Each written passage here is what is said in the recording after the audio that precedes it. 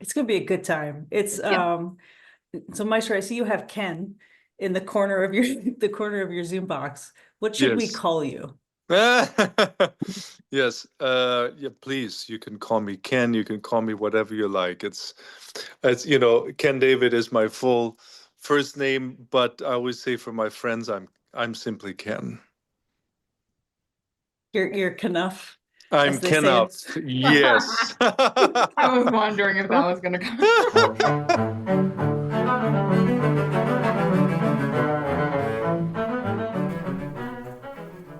Hi everyone, welcome to OSA Backstage. Okay, I'm so excited for Mozart and Dvorak next week. And I was already excited, and then Serena and I had this conversation with Maestro Ken David Masur and violinist Amaryn Olmeda.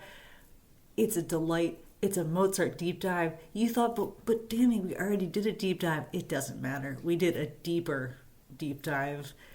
These people are a joy. You need to come see them yourself in person in the concert hall next week. And I hope this conversation, as Serena told me later, I hope this conversation makes you as excited to see this concert as we felt having this conversation about this concert. Enjoy. Never thought I'd get to use that. You And have to get the Amaryn. t-shirt. You have to get like the pink t-shirt that says I am kenough. That's my kids have told me, yeah, maybe, but then I don't want to embarrass them unnecessarily either. But it might come out at some point, yeah. Maybe like a surprise gift somewhere. If Right. by surprise you mean we'll be slipping that into your conductor suite this coming Exactly. week, I think is. And Amaryn do you prefer Amaryn? Do you have a nickname? It's Amaryn, so it's like an Amaryn. kind of sound. Amaryn's fine. People call me Ama. I'm fine with either one. Awesome. Amaryn, this is such a beautiful name. Where does it come from? Yeah. It sounds quite Yeah. amorous, but Yeah, what is it's it back? actually it's an Aboriginal word. So I was born in Australia, and it means rain. So I was born in Melbourne. I was born on a day it was raining, and Oh, it was wow. like torrential rain. And apparently it only rains like 3 days out of the year in Melbourne. So they were like, "Oh, that's perfect." And I think it was my aunt actually, so my mom's sister. I think I didn't have a name for like 3 days. So my mom's sister was like, "Oh, what about Amaryn?" Because my mom was thinking about like Lauren and Ruby, and then she was like, "Sure." And so now I'm Amaryn. You're the positive rainmaker. That's good. Yeah, that's a good way of putting it. I like that. Your Yeah. mom has a great name too, Twyla. Yes, that's correct. Twyla. I don't actually know what it means. I should probably find out. But yeah, I like her name. I think it was because my grandmother, no. Everybody thinks that it came from Twyla Tharp, the dancer, but it didn't actually. So I think my grandmother just met someone named Twyla, and she was like, "I like that name." So everybody assumes that it came from Twyla Tharp, but it did not. Where did Ken David come from? Was that a family name that was passed down, or was that another thing where your parents just decided this was a fun combo? It was, I think, a combination of my grandmother and my parents being involved in the name. David was because of the Bible, King David, because he was so musical, as we know, and the Psalms and playing the harp and singing, and so there was a musicality connection. And Ken is actually not from the English version of Kenneth, but from the Japanese Kenson no Oh. Ken, they call it. And I have a character which stands sort of for humility and modesty, and so you try your best to fulfill that when you can. But those are sort of the meanings in my name, yeah. Cool. So you Music's a must come from good a musical family. It's music is yeah. yeah, it's been there, and I'm grateful that I've had it just growing up as a child, right? And we all have to make decisions whether or not this is something that we we want to live out. And I know that all of you are doing this in amazing ways. And I made the same decision. So Which is a great seg to my first question, actually.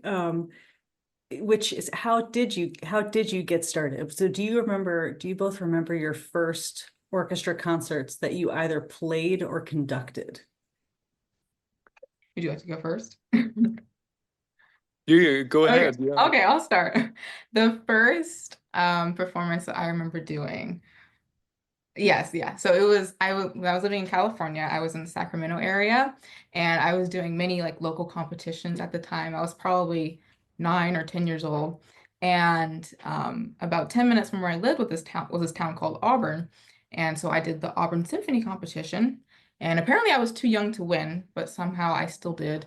And so the prize was $500 and you get to play with the symphony. And so I played Introduction to Mondo Capriccioso by Camille Saint-Saëns, and I got to wear like this really nice puffy black dress, and the whole experience was just, it was so much fun for me. I think well, my whole family was there and all my friends were there, and the audience was so supportive. And I think since I had such a positive experience from the beginning, I wanted to keep doing it. So that was my first concert experience, and I was like, oh, the whole thing was just, it was incredible. So I had a great time. Had you played with an orchestra as like a section violinist prior to that, or was that just kind of like wham bam, here's your first orchestra, you're a soloist? Yes. So I was in the Sacramento Youth Symphony for about Okay. 3 years, and they had like different tiers of orchestras. So I went through each tier until I hit Premier, which was like the biggest orchestra. And I think I was principal second violin. It was a lot of fun. I loved the community. I loved the kids. We had so many opportunities. Actually, we went to Europe one year. I think I was probably 11 or 12.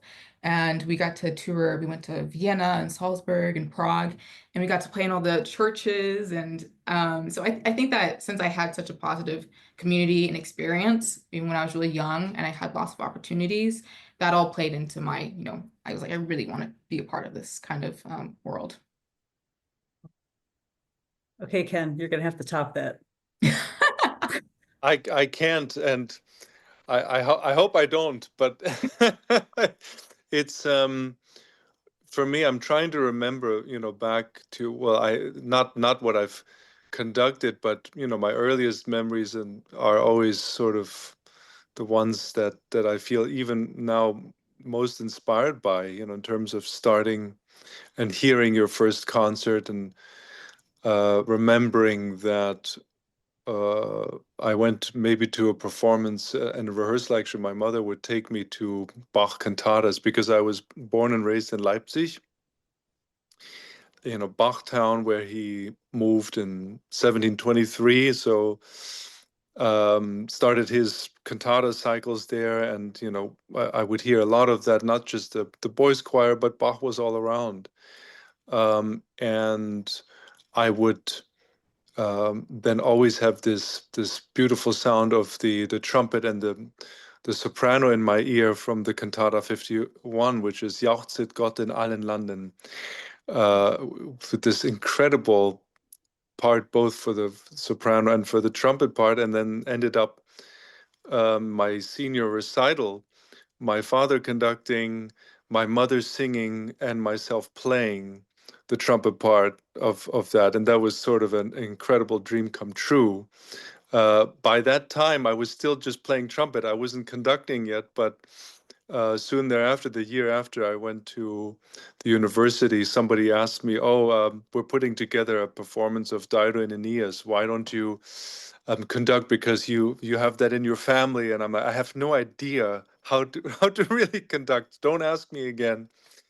And that person wouldn't stop pursuing, so I ended up uh, leading a rehearsal. I agreed to a rehearsal, and after the rehearsal, I said, this is too much fun. Okay, I'll do the performances as well."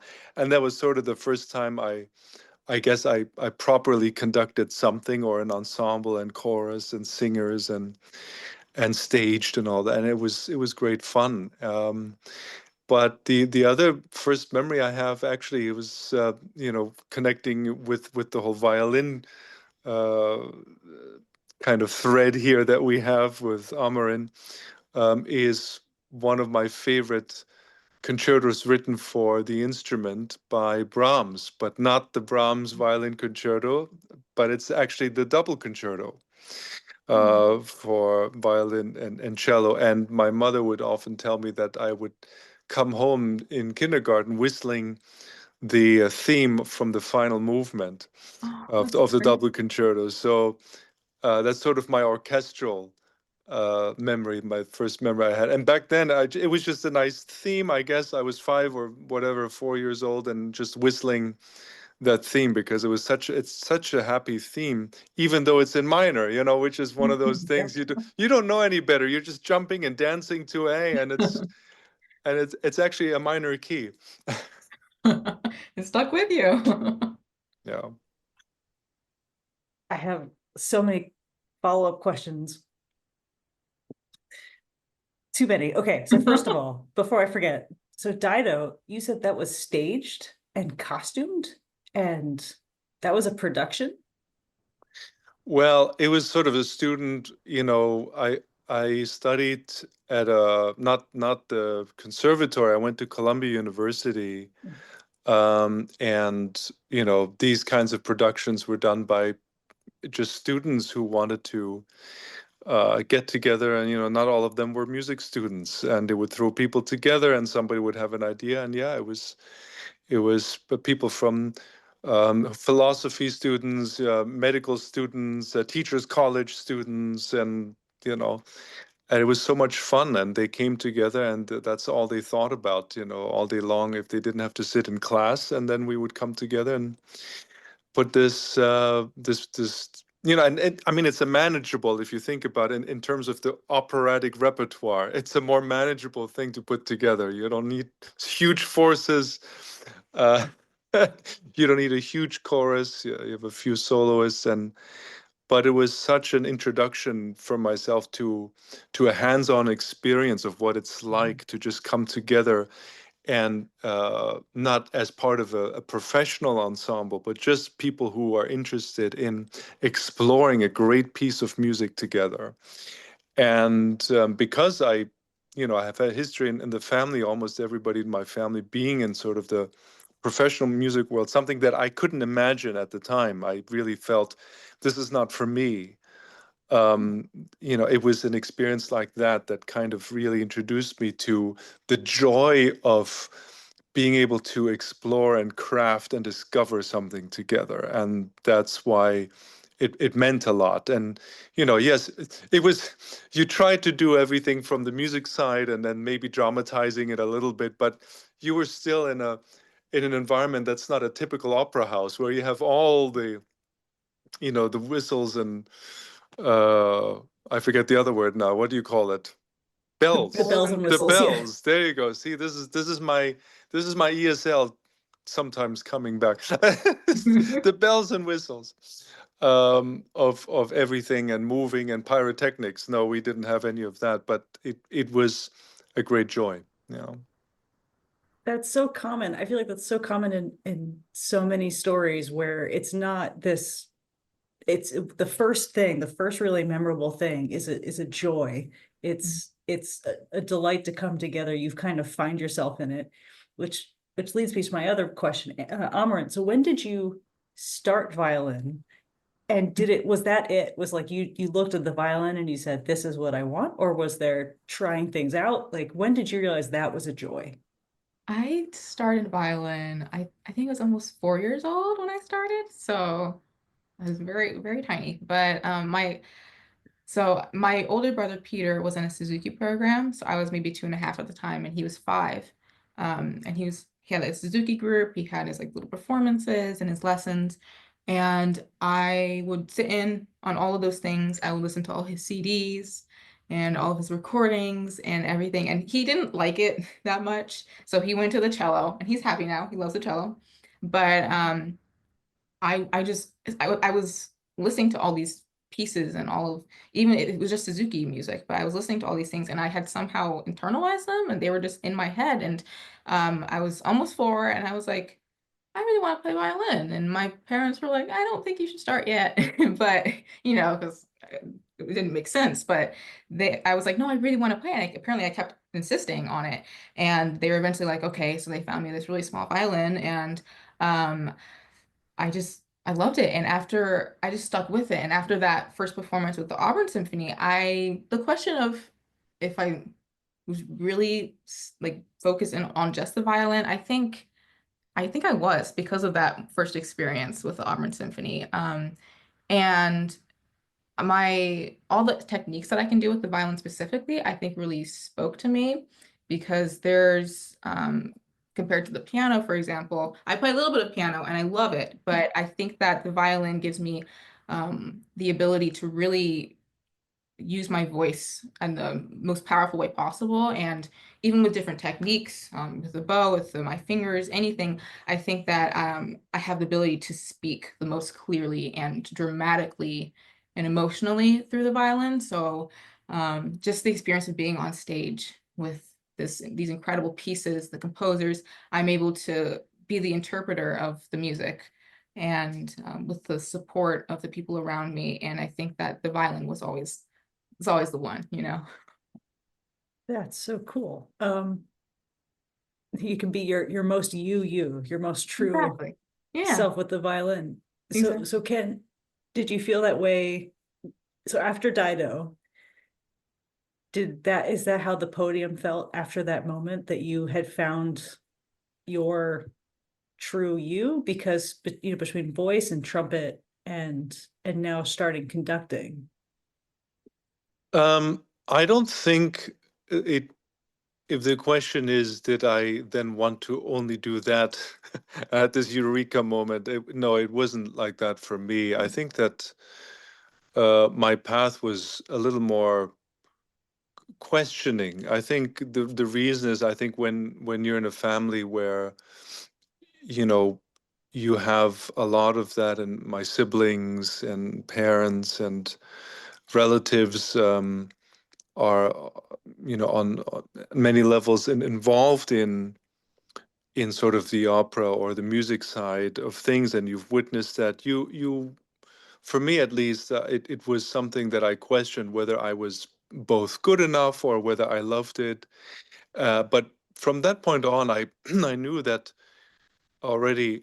I can't live without sort of being close to music somehow, and then having had that experience of um, crafting together and being in a community that really strives for this, to kind of bring everything together to this culmination of a performance, certainly was something special. Even though I had, as a child, done many performances, both as a trumpet player in orchestras or ensembles, but also in the chorus. I grew up in the Gewandhaus Children's Chorus, so I had grown up singing a lot. In fact, I what Amaryn is described, even with Suzuki, but the fact that you kind of do chamber music in a way, or you play for people, is something that I only did rarely, because I had piano class growing up, and I played a little violin, which by the way, I loved for as long as I played it when I was very young, but never to that level, to that extent. And you always wished you had more chamber music in the family. But I had mostly singers. My sister's a singer, my mother's a singer. Um, Even though my parents met when my mother was still playing viola and violin. Um, and you had a lot of conductors and percussionists in the family. So my brothers and my father. So, but no real chamber music. And so this experience, first with a larger ensemble, with chorus and orchestra, was something special. And then I felt I want to get closer to my language. So I thought maybe I should go back to Germany after my time in New York, to use the study of voice, and study of choral conducting, and uh, that direction, to become even more familiarized with my German side. So with the language side and with the poetry, that I felt I was not understanding everything that I've wanted to. So I went into the study of that. while at the same time also being interested in sort of my Japanese mother's side of the family. You know, I was, I guess, going through sort of an identity finding time of how much am I of any of these worlds, and how much do I appreciate and want to understand. And that was a really valuable time because I spent an entire summer studying Japanese traditional music. And I told my parents for 3 months, I'm going to leave everything I know about Western music behind. Wow. Yeah, because the tuning system and everything is completely different. And I would compose for the Japanese ensembles, and I would think that way, and I would read, of course, completely different types of music. But um, it opened up a whole new appreciation, not just for Japanese music, but for world music, if you will, and also composers who were writing and who are now writing, to unify the two worlds, if you will, which is happening more, and I'm very happy to see it's happening more now than it was already back then. And so all of these directions anyway brought me to this point of saying to myself, perhaps as an interpreter, how can I be of most help?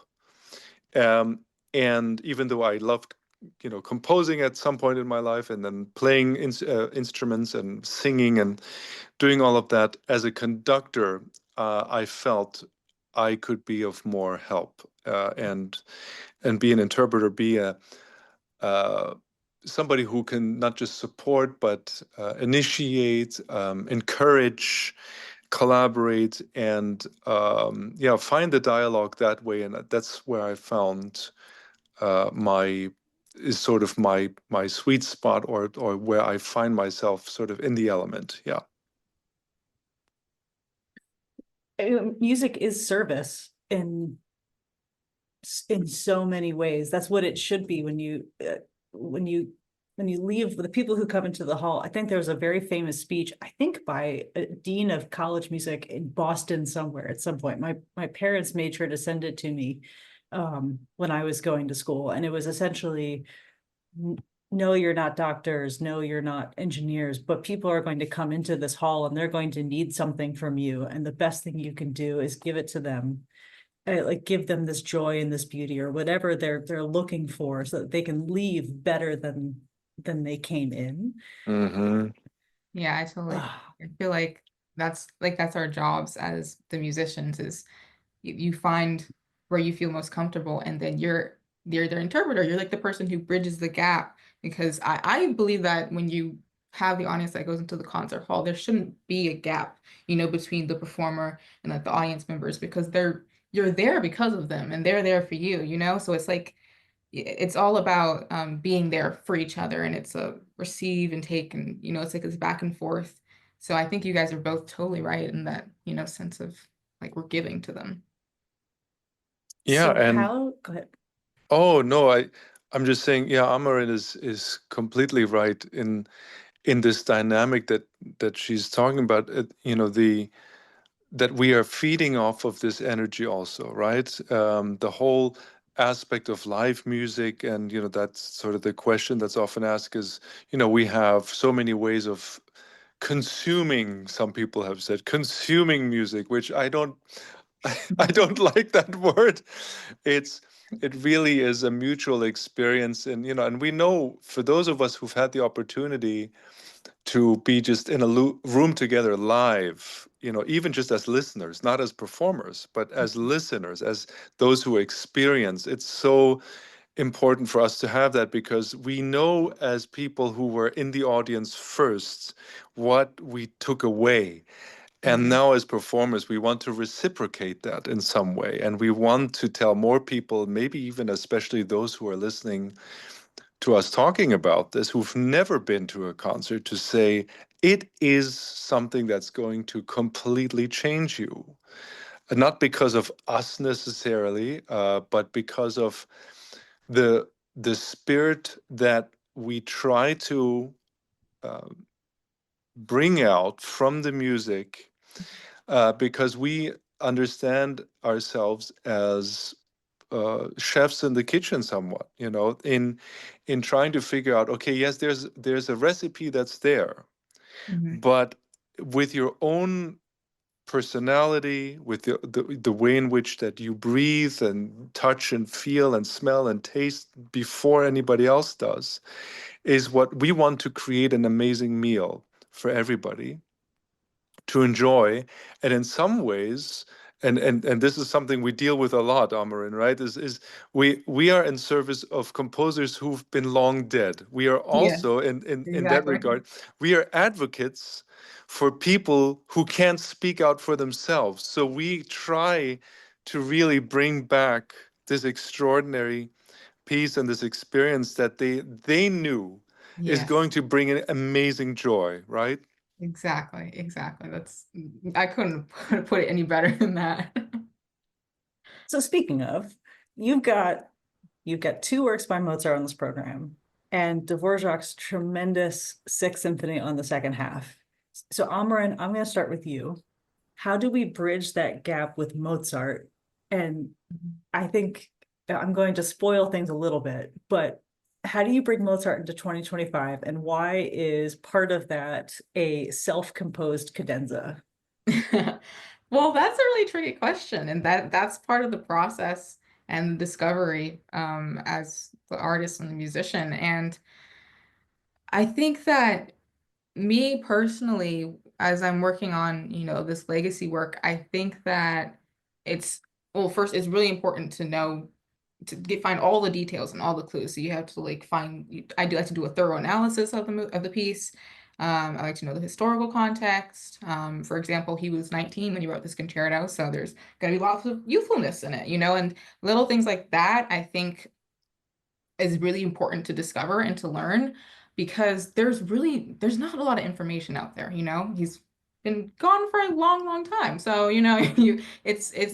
it's difficult for us. So I always like to make sure that I'm even talking to my teachers, my violin teacher, my theory teacher, because they've been working on this their whole lives and they're very passionate about it. And just finding as much information as possible, I think is really important. And finding what was customary for Mozart's time.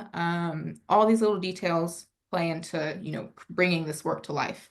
And the written cadenza, the cadenza that I wrote, also plays into this because when I was writing this cadenza, or these cadenzas, there's three movements. When I was writing these cadenzas, I like to stick more to what Mozart wrote and his style.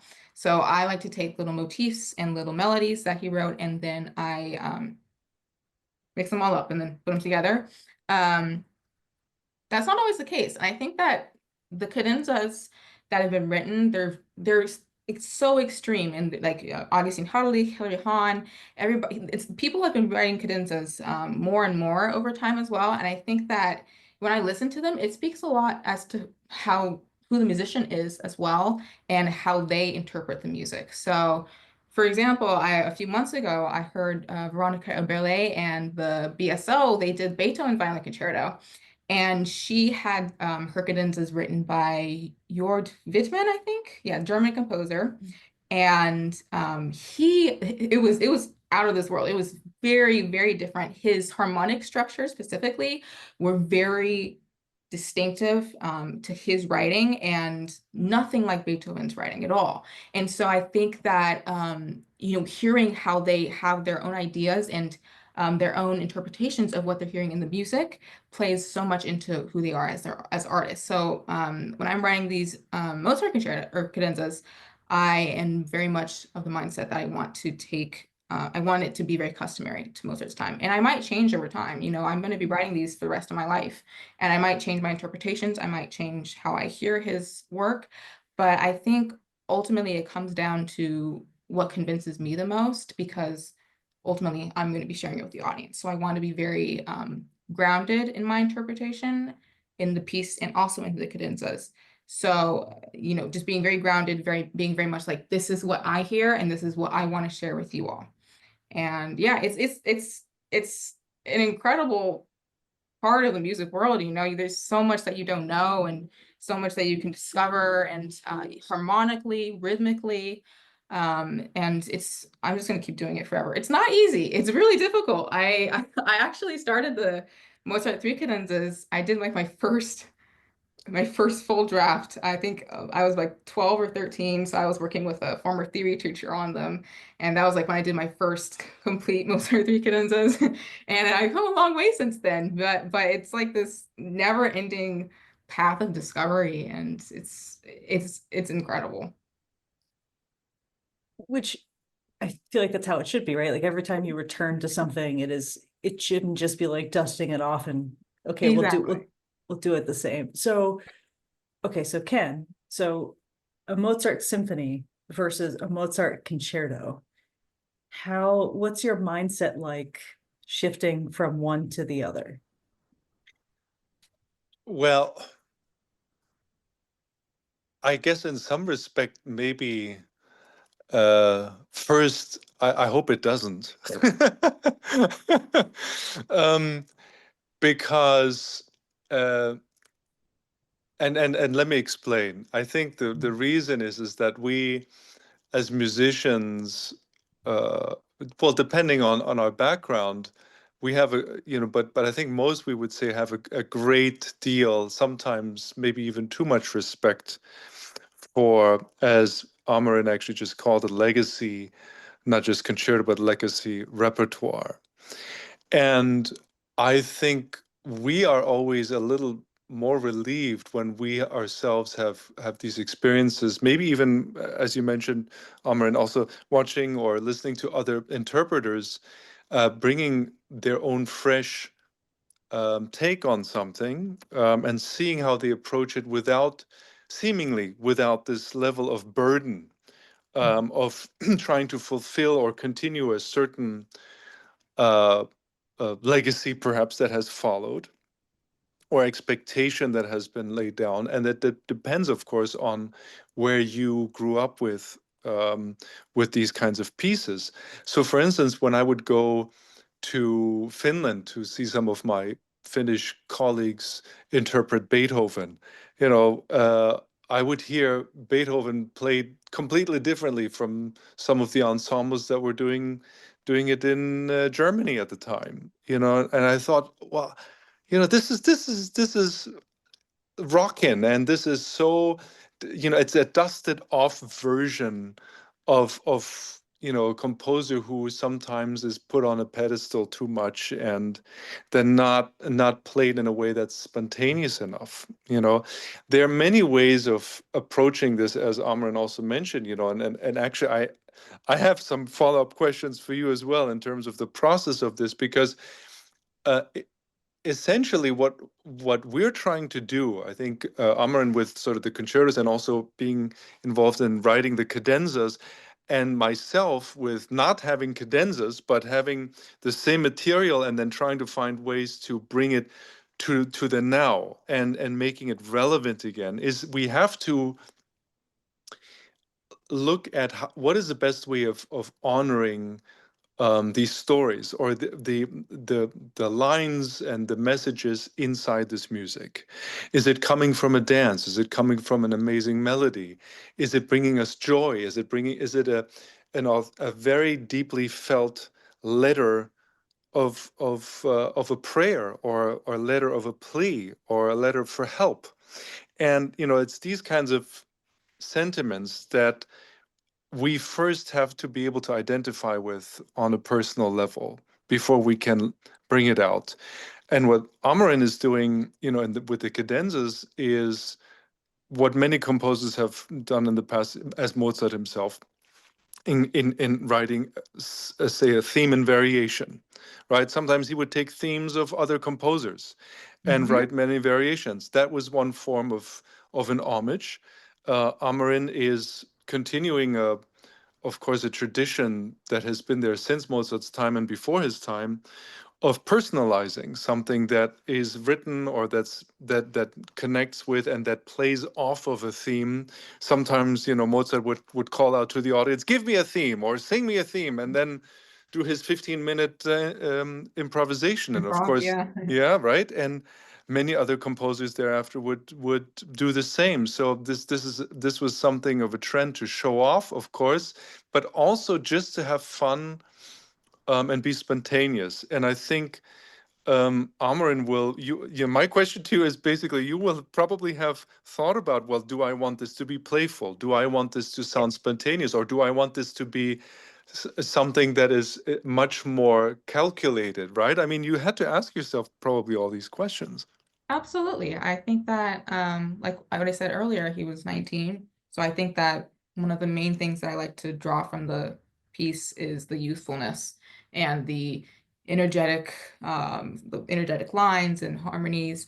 And in the cadenza, there is one moment where I take one of his motifs and I actually change it. So instead of it being a bright, happy theme, I make it in minor. And that happened kind of spontaneously. I just took it and I was like, oh, I can change this and I can twist this in a way that people will be like, wait, wasn't it something different in the piece, you know? And so it gets them thinking and it makes them discover something new. But yeah, what you're saying about the emotions, the playfulness, I think that that's really important to me throughout the whole piece, including the last movement as well, which is much shorter. But I think that there's lots of bursts, and so like the cadenza itself is maybe like 30 seconds long, but I wanted it to be very much like sparkling. I don't know how to explain it, but you know, it's the elements and that the feeling that you get inside, and I want what I'm feeling inside to get for the audience to be able to feel that as well, if that makes any sense. Oh, yeah, yeah, completely. And I mean, that's kind of now bringing me to the second part of my answer of why first I felt, okay, I wished, my attitude toward Mozart, whether it's a symphony or concerto, doesn't change in the aspect of wanting to bring something new, just from the perspective of me having developed as a human being, and but also looking at these pieces as stories that need to be read uh, anew, and we always hope to discover something. For instance, before I give the score away to the librarian, for instance, I always want to find something new before I go on stage. At least three new things, right? So that's sort of my rule. But in terms of the second part with Amaryn and then accompanying in this sense a soloist, a protagonist like yourself, the goal is, of course, to then take those sentiments, to take all of your intentions as the protagonist, and try to be a conduit to the orchestra and to them about what it is that you're hoping to achieve with that approach. So that is another layer, of course, of then moving to the accompanying or the collaboration side of the concerto. Yeah.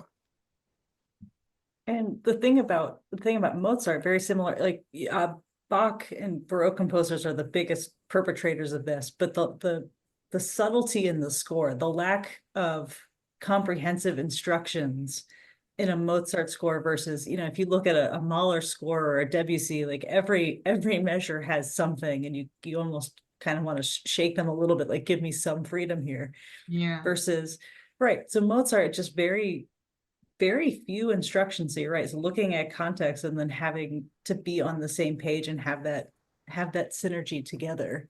Yeah, and that's part of what makes it so exciting is because, like I said earlier, we don't have that much information, you know? And so what you're saying is it can be very vague and we have to be able to really understand what they're saying because, they don't give us that much instruction. And then we have to be on the same page, or maybe we don't, but it's important to have these ideas and to be really passionate about them so that they can get across to whoever you need to get it across to.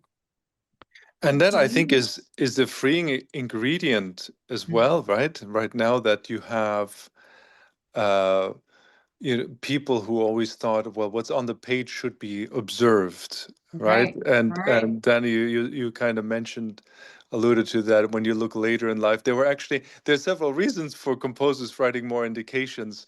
In some cases, like Beethoven, he probably didn't trust the musicians that they would Yeah. actually do what he intended.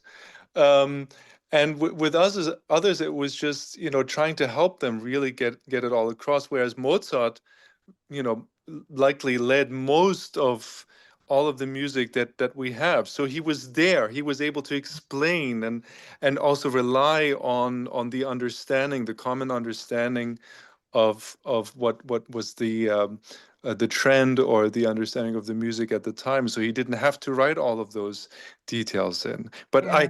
I think I may have interrupted someone. I apologize. Was somebody? No, I think that's great. It's just you're right. It did not occur to me that Mozart would be in charge, but then you have the slight not problem of, oh, if Mozart's not there, what happens then? And I Yeah. guess you get into these situations where you get to be your own Mozart, if you will. Exactly. BYOM. Yeah. I'm sure you guys I'm know what I mean when sometimes you're like, I just want to like text them and be like, what do you mean? You know, like you'll get that moment like with Beethoven or something, even with Mozart, and you're just like, I want to just send them an email, but you can't. But I mean, that also gives you the freedom to be really creative and expressive. But one thing, I know we're just going on about this, but one thing I do want to add is that for contemporary works, um, we do have the opportunity to jump on Zoom with them and talk to them and ask them what they meant by something emotionally or technically. Um, but the thing is, one composer who I did work with at Carnegie Hall was Carlos Simon, and he didn't have that many markings in his piece, and so he was at the rehearsal, and I was on stage, and I was doing this piece that he wrote called Between Worlds for solo violin, and so he was in the audience, and I played through it, and I was like, "How does it sound?" He's like, "It's great," and then I was like, "Okay," and I like showed him the score, and I was like, "So what did you mean by this?" And he was like, "Oh, I meant I just wanted that to be a really dramatic push and pull." And I was like, "Well, what about this?" He's like, "It's up to you." And I was like, "Oh, okay." And then he kept saying, "It's up to you." He's like, "You play it so you bring it to life." He's like, "I just write it down on paper." And not all contemporary composers are like that, but I think that in terms of Mozart, he's giving you the freedom and the space to, what has he said, bring it to life. So I think that that's something that's really interesting as well. Serena, For it looked like you sure. had a question. So I wanted to. Um, no, just I guess Mozart wrote so many operas, and I've met a lot of people who kind of have this idea of you can't separate Mozart and opera and kind of take on the perspective of um all of Mozart's writing is operatic, including his symphonies, his concerto, all that kind of thing. And I'm just wondering, since we are talking so much about learning as much as possible from about composers, the context and everything, does that factor in for you guys? Kind of operatic characters? Do you think of themes or music, Mozart's operas, the playfulness? Does it remind you of anything in that part? Is that part of your study as you're working on this piece, Amaryn or Ken, or Amaryn, do you want to have a first stab? Sure. Um, yes. So I think when I watch Mozart operas, and then I work on the concerto, I think one of the things that I like to apply is the elements of just the dramatic sense of it. Like for example, Magic Flute is like the most insane, dramatic, ridiculous story ever. And um, I think that sometimes in the concertos, people seem to think that it has to be not stoic, but more stately in a way. And I think that I like to apply that ridiculousness, maybe. Maybe ridiculous is not a good word, but that I mean, element of, Serena and I were talking about Mozart. Mozart is like one big inside joke at all right, times. yeah, like that playfulness that what's another word I could use? Yeah, yeah. Like in there's a theme that goes dun dun dun dun dun dun dun, and there's two voices as well, and sometimes there's three voices, and I think that also that sense of singing, I like to apply that as well. And I like to have, there's one character, she's, light, she's young, she's nice. And then there's like a deeper character who's like her father or something. So just taking those elements of the singing, the dramatic elements as well, I think that that is something that brings the piece to life. And that is something that I really enjoy about playing the concerto, is that I get to be in the moment and I get to like think about the storyline that I want to convey and those kinds of things. Oh, for sure. And there, yes, there are connections in of course, the study that all of these composers I think had growing up that is similar in some ways in that period also of creating, regardless of what movement or what kind of piece you write, or even what kind of movement in a symphony, even if the movements themselves are contrasting, that within a movement you want to have themes that are contrasting, right? So if you take your sonata form, it's based on as we learned, the two contrasting themes, and then there's development, which is basically creating conflict. And Yes. I'm looking over homework that my 12-year-old daughter is going through in terms of writing a good story, and I'm seeing all of these parallels, of course, in terms of musical stories, and why we, depending on or regardless of what kind of format and language, if it's the language of music or English or German, whatever it is, that we are wired similarly in terms of what makes a good story. That you have characters introduced, which are the themes, that you have some kind of conversation, but then also conflict, which needs resolution, so that we can feel like, oh, we went through something, but thank goodness it was either just a bad dream, or I learned something new, and now I come through, as you mentioned, Dani, on the other side with having learned something about Exactly. myself or about the world around me. And with Mozart, you certainly have that in every piece, in every movement, because and this is something, Amaryn, you mentioned very often. There is something about Mozart that is maybe easier to grasp than many other composers, which is he doesn't take himself too seriously. The music is a way of celebrating the life and the Mhm. difficulties of life as well. It's not just beauty of flourishes, but underneath there always seems to be a layer that is covered up, that is somewhat tragic.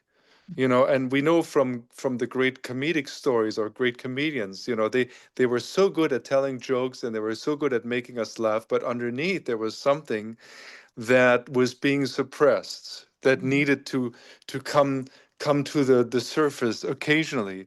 And the great composers like Mozart and Dvorak and Brahms and others found a way to not cover them up, but become vulnerable to a level that makes us all fall in love with them, and also be able to identify with their stories. Mhm. So speaking of Dvorak quickly, there is this feeling of that these two composers are separated by about 100 years. And with Mozart, you have subtlety, you have inside jokes, you're looking for clues to put this together in the personality that you feel is best, right? But Dvorak, you start and it already feels well lived. It's like you're stepping into shoes that someone has broken in for you, and you already know exactly what kind of story you're in, frankly. He just has that very like established, it's not academic at all. And I love both of them. But when you're looking at other composers, so Amaryn, when you're playing more romantic or contemporary repertoire, I know you talked about Carlos Simon like giving you lots of freedom, but when we're looking at a Dvorak or anything more romantic or 20th century than Mozart, how do you start thinking about that? Or do you approach it the same way? Do you start with study and just as much information as you can, or do you kind of let that well-livedness settle in? I'd like to hear what you have to say, Maestro. Well, I mean, for me with Dvorak, and this is only because I guess I've been thinking about not just the symphony that I'm looking forward to collaborating with the musicians in Omaha with for a while, but just as you mentioned, the idea of who Dvorak is, what world was he in?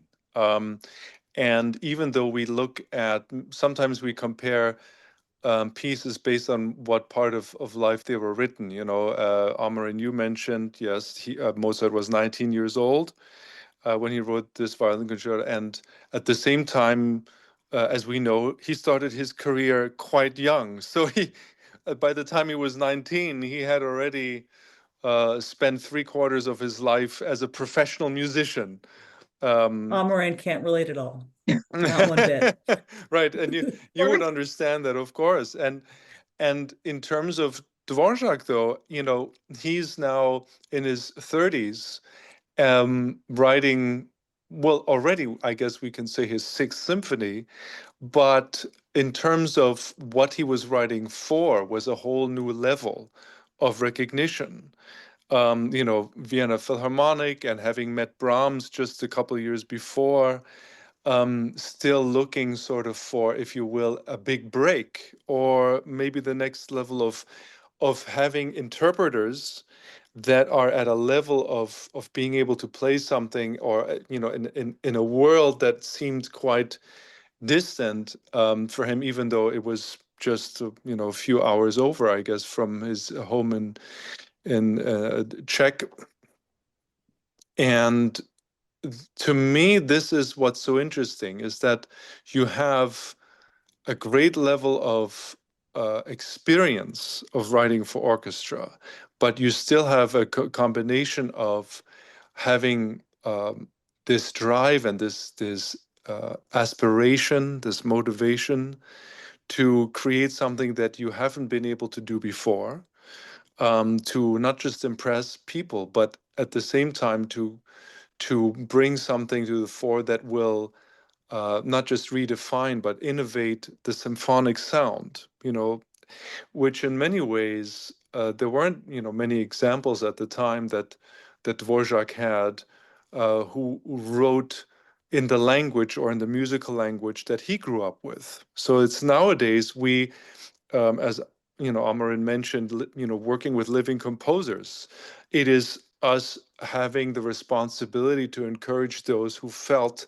they haven't been able to represent the language of their background, or write for orchestras or large ensembles that normally would have given or been given this kind of platform, to people who didn't have these kinds of resources. And Dvorak actually was in a similar situation, believe it or not. Now he's, of course, well established, but when we look at the young Dvorak back then, it wasn't normal. In fact, he actually was discriminated against for being Czech and for bringing something that was more folkloristic from an area that people felt was inferior to their own culture. And so when you have that information, then yes, you kind of look at Dvorak not as this well-established composer who's been around, for us at least, for over 100 years, and who later came to the United States and kind of started the American symphonic movement, if you will, or encouraging American composers. But you look at a Dvorak who himself had to find a way to break through and find his own language be accepted by other orchestras. And when you go at the Sixth Symphony with that in mind, then to me it's this purpose of finding those indicators. What did he want to celebrate? What did he want to dramatize? And what was he proud of? While at the same time being modest about the material. So all of that in combination is just a way for us to not take for granted what's on paper, and to fully live it out, to celebrate it as he would have. I think Amaryn is very good at, she's come from so many different influences and backgrounds, and I think we would agree, though, even though we haven't collaborated yet, we like to party. We like to find ways. We like to find good excuses to celebrate, right? And with good music. And we have different levels of celebrations here, all worthy of sharing in their own right. Absolutely, yeah. The party party for sure. And not only that, I think also with the romantic composers, there was also a lot of struggle as well. They didn't have easy lives, and they put a lot of their personal lives and struggles into their pieces as well. And so I think that there has been lots of or more information, more stories about, all these different romantic composers and what they were trying to say, and how they're struggling financially, or with their families, all these different all these different things. And I think that yeah, they would put that into the music, and then maybe at the end they would be like, but I'm here, and then they would have that celebration of I'm strong enough, or these or my voice is being heard, and when they put all these different elements into the pieces, structurally, and then we can as the composer, or not because as the musicians, we can take that and we can be like, look at what they were feeling. This was not okay, or but they came through, and they succeeded, and that it's really it speaks a lot to me, and it's very emotional for me, and it's also kind of freeing in a way, because we can take that and we can relate to it maybe, and we can be like, this is how we feel, and we are able to connect with the composers through the pieces. Or That goes perfectly. No, but I mean, just the last thought on that people throughout through the hundreds of years have all struggled with something or the same thing, and that will always be relevant to us. Yeah. Yeah. It goes perfectly also to what we were all saying at the beginning, which is music is service, and we are lucky to be able to be the interpreters and to bridge that gap between us, us on stage and everyone in the audience who comes to, however they come into that hall, to leave better and to leave transformed, hopefully. And time passes way too quickly with all of you. So I want to ask something fun for our last question. It was not on the questions I gave you, so hopefully this will be a good surprise. But Okay. out of all the things you two have gotten to do, what is one instrument that if you got the chance to try it, you had 30 minutes, no consequences, what is that instrument? Oh my gosh. I don't know. I would say piano, just like in my living room. I can't really play piano. I can play like three pieces and I will play them repeatedly, like nonstop, really heavy and dramatically. Nice. So I would say piano. I would love to be able to like just play a Rachmaninoff piano concerto perfectly, or singing. I think being an opera singer. I just analyzed the Queen of the Night aria actually with my theory teacher last week, and it's been stuck in my head nonstop. And I'm watching all the famous recordings from like the Royal Opera House, and I think being able to like sing that like so dramatically with the whole costume and all the makeup and everything, that would be like an unreal experience. So maybe that. I don't know. That's a great question though. You should put that aria into one of your next Mozart cadenzas whenever That you would be revise it. so cool. What if I took like the very famous and I just like put that in there somewhere? That would be Yep. really cool. Mm-hmm. And All hey, right, that's what Ken. Mozart did. That's what all the composers did. They borrowed. Begged, Great borrowed, and idea. stole. Well, I have to say that this is a fun instrument I actually haven't been able to play, but that has a connection to Omaha, to one of my favorite Omaha stories when I was there, and that is uh, the bagpipes. Uh, because when I was there for one of the programs I did, the Mendelssohn Scottish Symphony, I remember that there was this, I believe it was a street musician who played Yep. who played the bagpipes and played the excerpt, the melody from the Scottish Symphony on the street before the concert. And I went up to him and I invited him to the concert, and I think he actually came. um, but that was a meeting of two worlds, and I but now I have to follow that up with actually that would be my answer. I would say I've always wanted to learn how to play the bagpipes. I never did. I never have even touched the instruments. But it could be so much fun, and I just always loved the sound growing up from afar, and spent some time visiting England, but even on recordings, I just couldn't get enough of it, even though they're super loud. But so that's my Omaha and my wish instrument connection right there. Oh, that's an amazing story. I love that. We can't beat that, can't beat it. That's perfect. We will end there. Thank you so much. Thank you both so much. We are so looking forward to having you in Omaha and seeing you next week. Thank you. Oh, thank you. Thank This you was all. absolutely wonderful. It was so nice to meet you all. And I'm really, really looking forward to the concert. It's going to be incredible. Same here, Amaryn and everyone. Nice to see you and see you soon. See you soon. Thank you again.